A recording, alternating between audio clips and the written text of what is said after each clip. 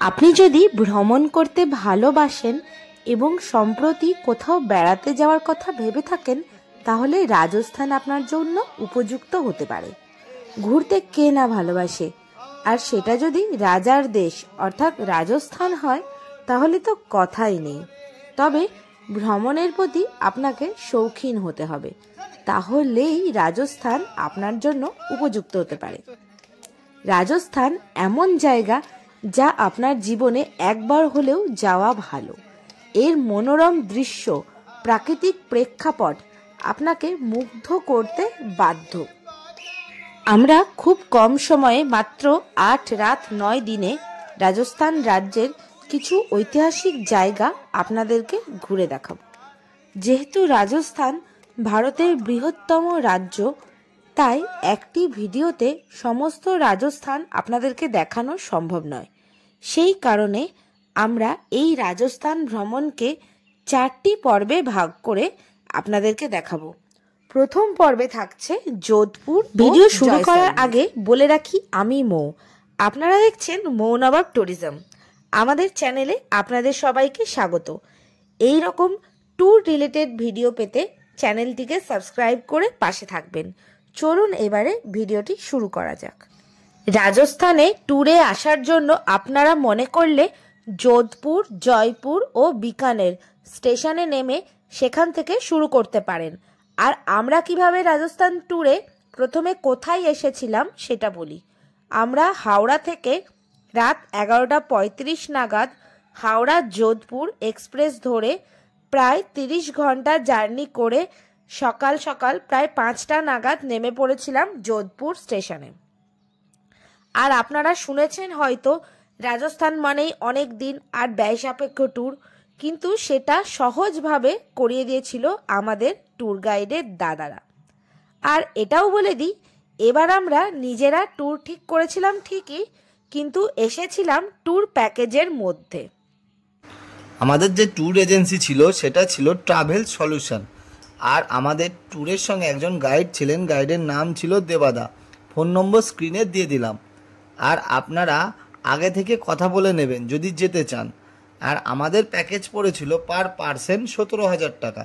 প্যাকেজে যোধপুর টু জয়পুর ট্রেনের টিকিট কিন্তু আমাদের নিজেদেরই কাটতে হয়েছিল। তা এই প্যাকেজটাতে আমরা প্রায় 15 জন গেছিলাম। তা মনে রাখবেন, প্যাকেজের রেট কিন্তু ওঠানামা করে। সকাল সকাল ট্রেন থেকে নেমেই আমাদের পিক আপ করার জন্য চলে এসেছিল একটা খুব সুন্দর এসি বাস। বাসে করে মাত্র 3 কিলোমিটার গিয়ে আমরা উঠেছিলাম হোটেল রয়্যাল প্লাজোতে। হোটেলের ফোন নাম্বার আমরা স্ক্রিনে দিয়ে দিলাম। এখানে হোটেলের রুমগুলি খুবই সুন্দর, আগে থেকে ফোন করে বুক করে নেবেন। আমরা এখানে সকাল 6:30 নাগাদ ঢুকে ফ্রেশ হয়ে সকাল 9টা নাগাদ টিফিন করে বেরিয়ে পড়েছিলাম যোধপুরের সব থেকে সুন্দর জায়গা মেহরানগড় ফোর্ট দেখতে। থর মরুভূমির কোলে রাজস্থানের একটি ঐতিহাসিক শহর যোধপুর এক আশ্চর্য রূপকথার জগতও বটে। রাজপুত রাজা রাও যোধা বিস্তীর্ণ মরু প্রান্তরের মাঝে স্থাপন করেছিলেন এই নগর। তার নামেই এই নগরের নাম হয়েছিল যোধপুর। মেহরানগড় দুর্গের ওপরের ছাদ থেকে তাকালে পুরো যোধপুর শহর দেখতে পাওয়া যায়। ছবির মতন সেই শহরের দিকে তাকালে চোখে পড়ে শুধু নীল আর নীল। সেই কারণে যোধপুরের নাম নীল শহর বা ব্লু সিটি। কিন্তু কেন হলো এই নীল রং, তার কিছু কারণ তো আছে। কিছু ঐতিহাসিক মত আর কিছু বৈজ্ঞানিক মত। প্রথমত, রাজ্য প্রতিষ্ঠার সময় যোধপুরের রাজপুত রাজারা ছিলেন শিব ভক্ত, শিব নীলকণ্ঠ।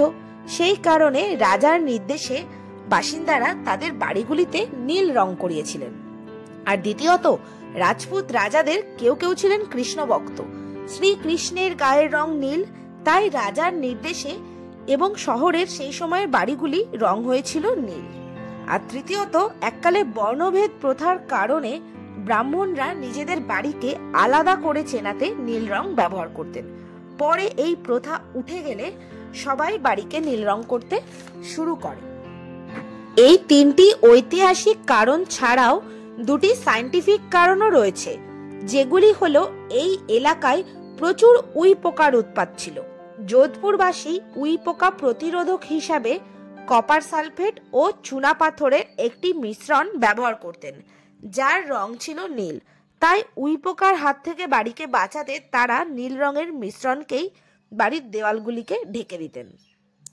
এছাড়াও মনে করা হয় রাজস্থানের এই মরু শহরে গ্রীষ্মকালের তাপমাত্রা 50 ছুঁয়ে ফেলত। সূর্যের প্রতিফলক হিসাবে নীল রং বাড়িকে ঠান্ডা রাখতে সাহায্য করত। তাই সূর্যের তাপ থেকে বাঁচতে বাড়িকে ঠান্ডা রাখতে নীল রং ব্যবহার করতেন তখনকার মানুষেরা। সেই প্রথা আজও প্রচলিত।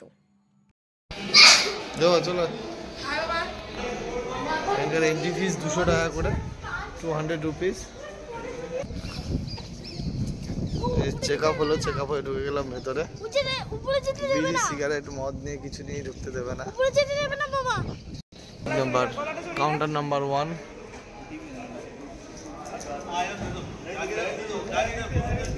যেখান দিয়ে এন্ট্রি পথ, এই টিকিট কাউন্টার।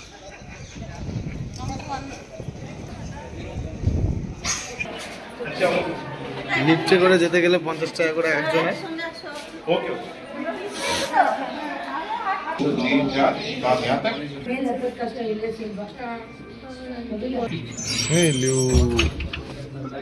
বল লিফটে উঠে কেমন লাগছে তোমার এখানে এসে?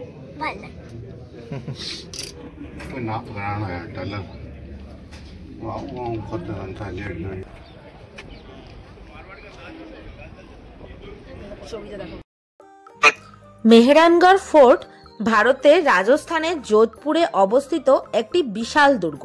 এটি রাজস্থানের বৃহত্তম দুর্গগুলির মধ্যে একটি।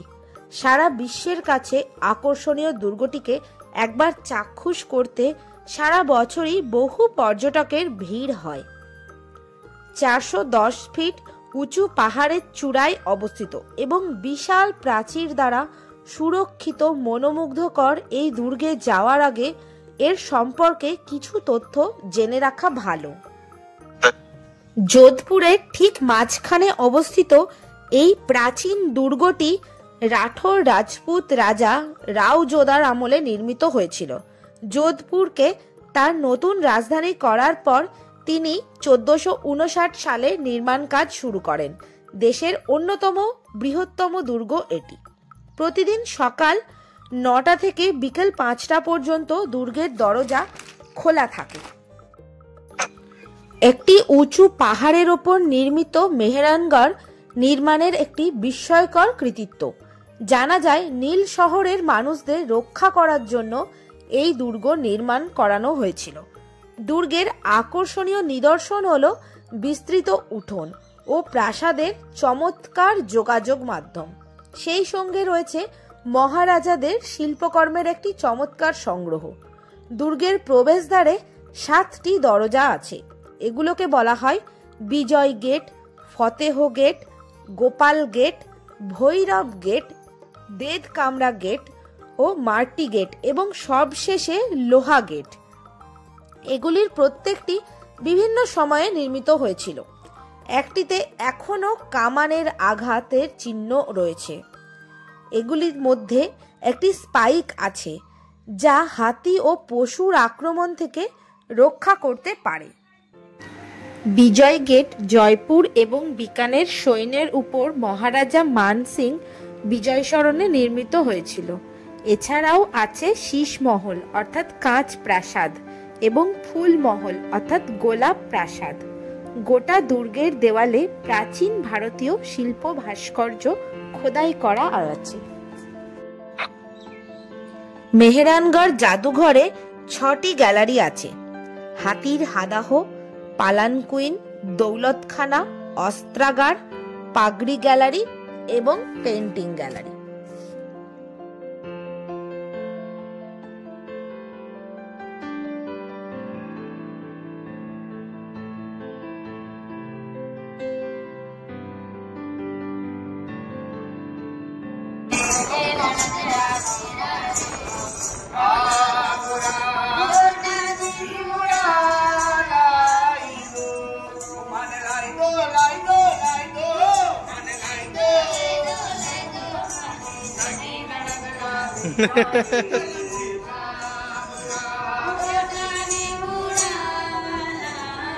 যোধপুরে মেহরানগড় ফোর্ট দেখে হোটেলে ফিরে লাঞ্চ সেরে আমরা তাড়াতাড়ি বেরিয়ে পড়লাম বাসে করে জয়সলমীরের উদ্দেশ্যে।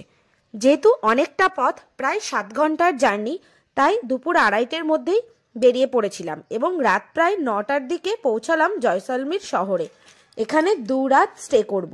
প্রথম রাত জয়সলমীর শহরে আর দ্বিতীয় রাত মরুভূমির টেন্টে। এই যে এটা দেখতে পাচ্ছেন,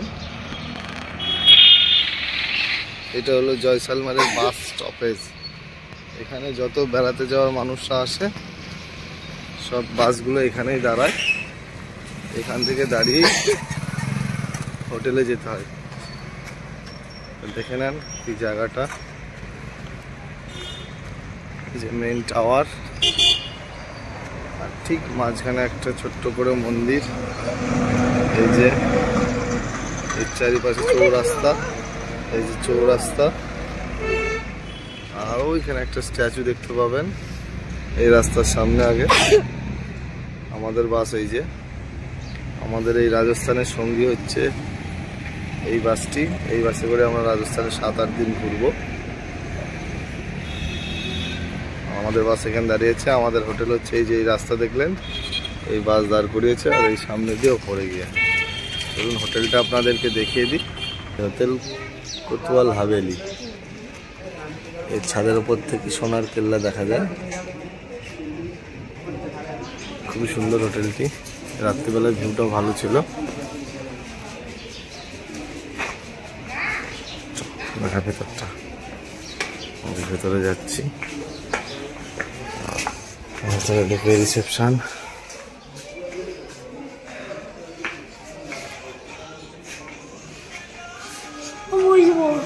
বুঝবি, এই সোফা বসে পড়। নিচে রুমগুলো 101, 102, 104, আর আমরা ছিলাম উপরে ফার্স্ট ফ্লোরে। এই যে আমাদের হোটেলের উপরের ছাদ থেকে সোনার কেল্লা দেখা যাচ্ছে, সুন্দর ভিউ।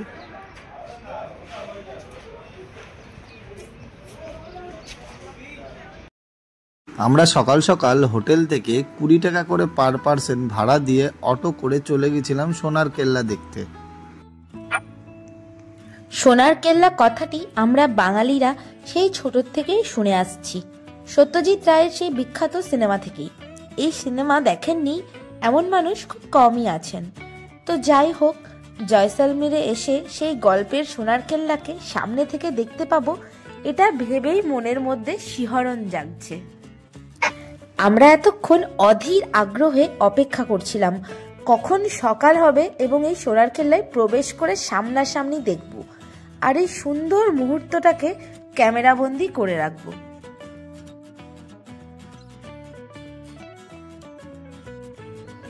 জয়সলমীর দুর্গকেই সোনার কেল্লা বলা হয়। এটি বিশ্বের বিরল জীবন্ত দুর্গগুলির মধ্যে একটি। এটি ভারতের রাজস্থানের জয়সলমীর শহরে অবস্থিত, একটি পাহাড়ের ওপর নির্মিত। দুর্গটি 1500 ফুট লম্বা এবং 750 ফুট চওড়া। দুর্গের ভিত্তির ওপর 15 ফুট উঁচু একটি প্রাচীর রয়েছে। এটি একটি প্রাণবন্ত সম্প্রদায়ের আবাসস্থল। এখানে আদি রাজপুত পরিবারের বংশধরেরা বাস করেন। রাজা রাওয়াল জয়সল 1156 সালে জয়সলমীর দুর্গ নির্মাণ করেন। এটি জীবন্ত দুর্গ কারণ পুরনো শহরের জনসংখ্যার প্রায় 1/4 এখন ওই দুর্গের মধ্যেই বসবাস করেন। 860 বছরের ইতিহাসের বেশিরভাগ সময়েই দুর্গটি ছিল জয়সলমের শহরে। পরে জনসংখ্যার জন্য সপ্তদশ শতকে জয়সলমীর দুর্গের প্রাচীরের বাইরে প্রথম বসতি স্থাপন শুরু হয়। এটি রাজস্থানের দ্বিতীয় প্রাচীনতম কেল্লা। ত্রিকুট পাহাড়ের শীর্ষদেশে অবস্থিত হওয়ায় প্রথমে কেল্লাটির নাম ছিল ত্রিকুটগড়। পরে রাজপুত রাজা রাওয়াল জয়সলের নাম অনুসারে নাম হলো জয়সলমীর দুর্গ। কেল্লায় বিশাল হলুদ বেলে পাথরের দেওয়ালগুলিতে দিনের বেলায় বিভিন্ন সময়ে হলুদ রঙের তারতম্য একটি দর্শনীয় ঘটনা। দিনের বেলার তামাটে হলুদ রং আর বেলা বাড়ার সাথে সাথে সূর্যাস্তে মধু সোনাতে ম্লান হয়ে যায়। সোনালি আর হলুদ রঙের এক বিচিত্র সমারোহ যেন হলুদ মরুভূমিতে জয়সলমীর কেল্লাটি দর্শনার্থীদের মোহময় করে তোলে। এই কারণেই এই দুর্গটি সোনার কেল্লা নামে পরিচিত। তবে পর্যটকদের কাছে সোনার কেল্লা নামটি জনপ্রিয় হয় বিখ্যাত বাংলা চলচ্চিত্রের কারণে, যার নির্মাতা সত্যজিৎ রায়, এবং এই কেল্লাটিতেই তিনি তার সিনেমার শুটিং করেছিলেন। এই দুর্গের একদম ওপরে ওঠার জন্য ভাড়া লাগে পার পার্সন 50 টাকা, আসলে টিকিট। এখান থেকে আপনারা সিঁড়ি দিয়ে একদম ওপরে উঠতে পারবেন। আর এর ওপরে উঠে পড়লেই আপনারা এখানকার শহরের পুরো ভিউ সুন্দর দেখতে পাবেন। আমরা সেই সঙ্গে একটা গাইডও নিয়ে নিয়েছিলাম। আমাদের গাইড এখানকার সব জিনিস সম্পর্কে বোঝাচ্ছিলেন। আমাদের গাইড আমাদের কাছ থেকে পার পার্সন 20 রুপিস করে নিয়েছিলেন। আমরা ছিলাম 15 জন, তাই ওনাকে আমরা একসঙ্গে 300 টাকা দিয়ে দিয়েছিলাম।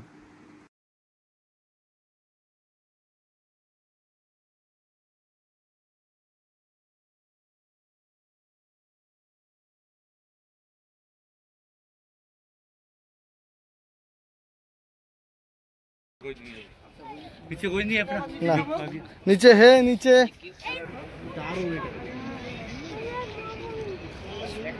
ये हमारे यहाँ जैसे मेरा 600 আচ্ছা আচ্ছা তোমাকে ফোন করে পাওয়া যাচ্ছে, কোথায় হারিয়ে যাচ্ছ? ये जैन में 607 पुराना मंदिर है। अच्छा वहाँ पर किले, वो मेन किला है ना? वो मेन है, उसमें रानी 200 रुपये टिकट है। उसमें है ना हर जगह रूम बना हुआ, उसमें में सामान डाला वो हुआ है। हम नहीं देखेंगे। हाँ, वो ज्यादा चलना पड़ेगा। वो भी जा है, ये भी ता है, यहाँ की है। सब जगह क्या है ना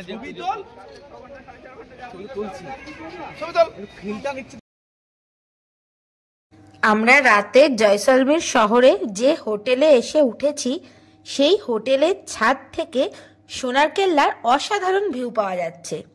অন্ধকার রাতে সোনালি রঙের দুর্গটি রাতের অন্ধকারে যেন ঝলমল করছে। মনে হচ্ছে যেন চারিদিক সোনায় মোড়ানো। গাঢ় হলুদ রঙের দুর্গটির রূপ দেখে চোখ সরানো যাচ্ছে না।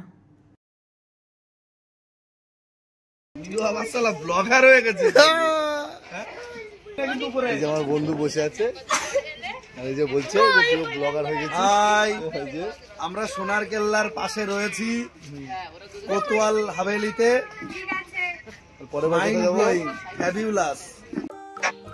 রাজস্থানের জয়সলমীরের একটি প্রধান পর্যটন ও ঐতিহাসিক স্থান হলো পাটোয়ান কি হাভেলি। 5টি ছোট ছোট হাভেলি নিয়ে গঠিত একটি ক্লাস্টার।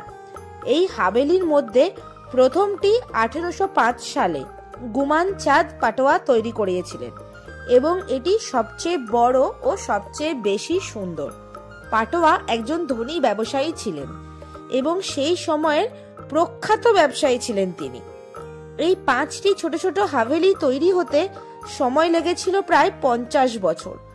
জানা যায় এই পাটোয়া পরিবার সোনা এবং রূপোর সুতোয় কাজ করত, যা এমব্রয়ডারি করার কাজে ব্যবহৃত হতো। তাই এই পরিবারে অর্থের কোনো অভাব ছিল না।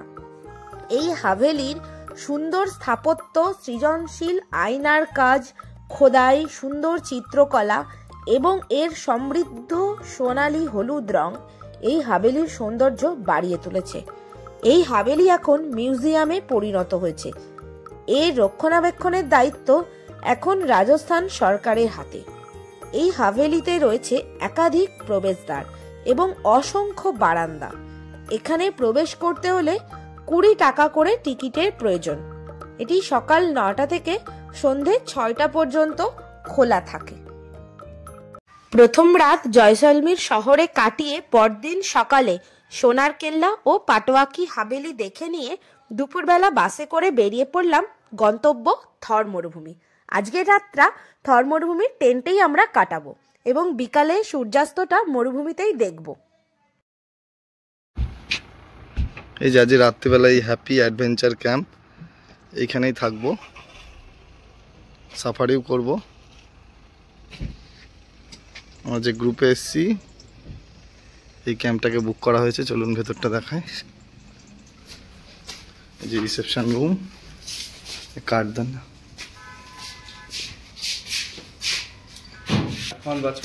Thank you.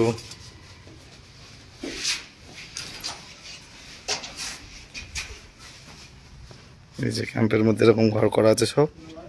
এখানে আপনারা থাকার ব্যবস্থাপনা আছে। ফোন নম্বর তো স্ক্রিনে দিয়ে দিয়েছি, এখান থেকে এদেরকে ফোন করে কথা বলে নেবেন। এই যে 204 নম্বর ক্যাম্প আমাদের। যে ক্যাম্পের মধ্যে ডবল বেড, সুন্দর পরিবেশ, একটা ফ্যানও আছে, লাইট আছে। আর বাথরুমটা দেখেন,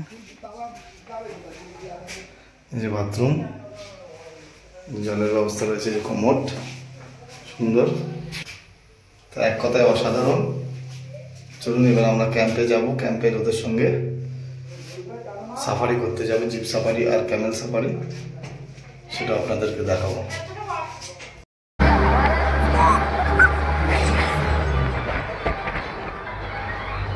জিপ সাফারিতে ভয় পাচ্ছিল।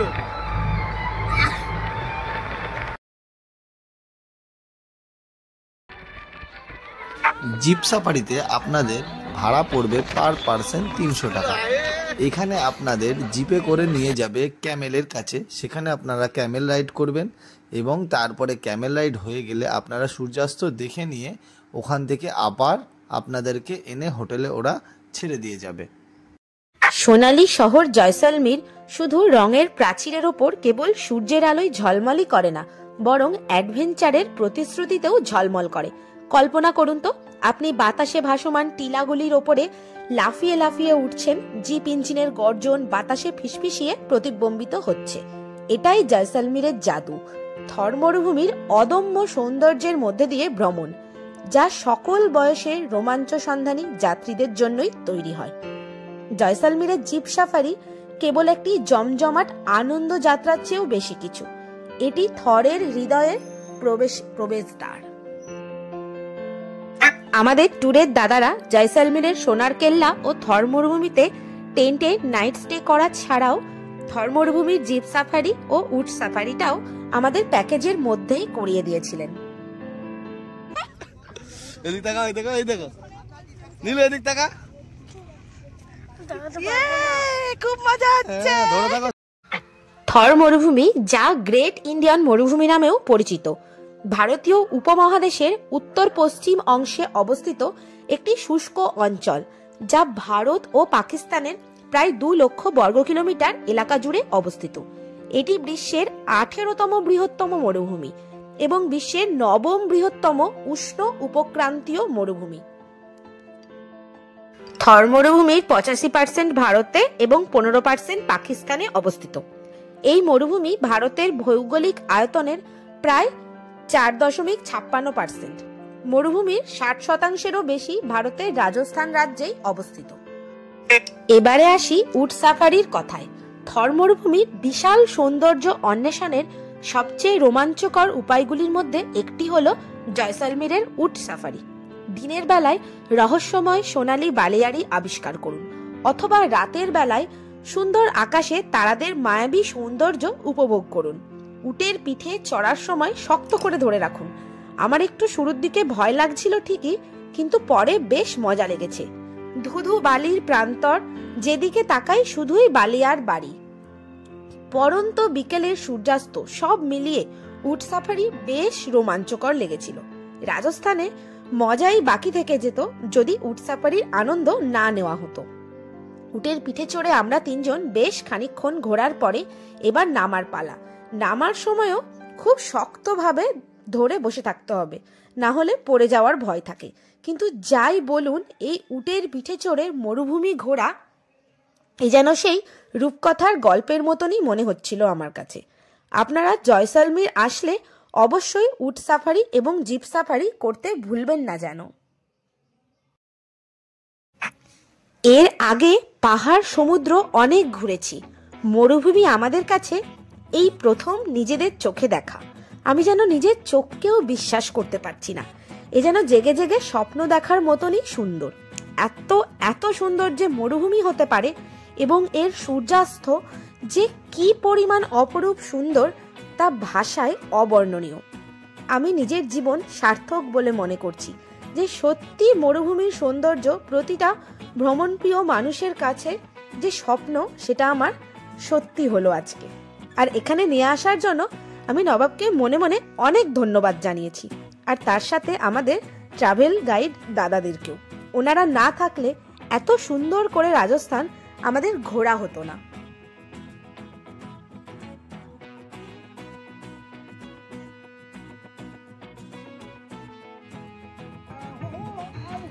জয়সালমীরের ডেজার্ট ক্যাম্পে প্রবেশের সময় অতিথিদের যেরকম ভাবে বরণ করে গোলাপ দেওয়া হয় এবং কপালে টিকা দেওয়া হয় সেটা খুবই অভিনব ব্যাপার।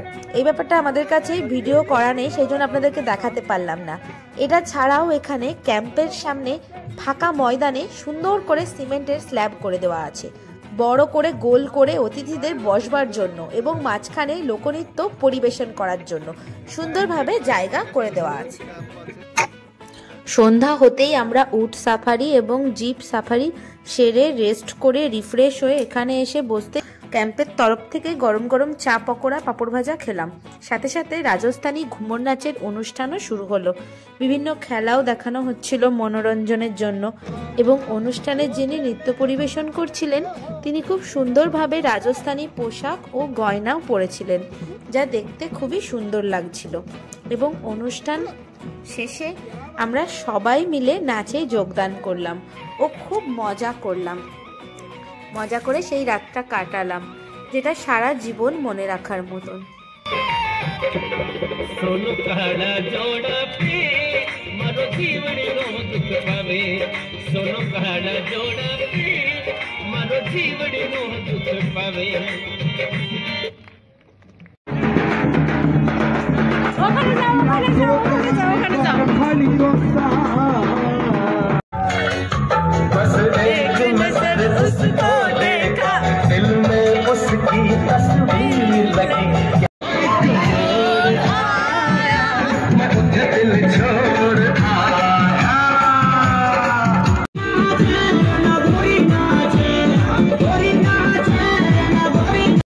আমাদের রাজস্থান ট্যুরের প্রথম পর্বের ভিডিও এখানেই শেষ করছি।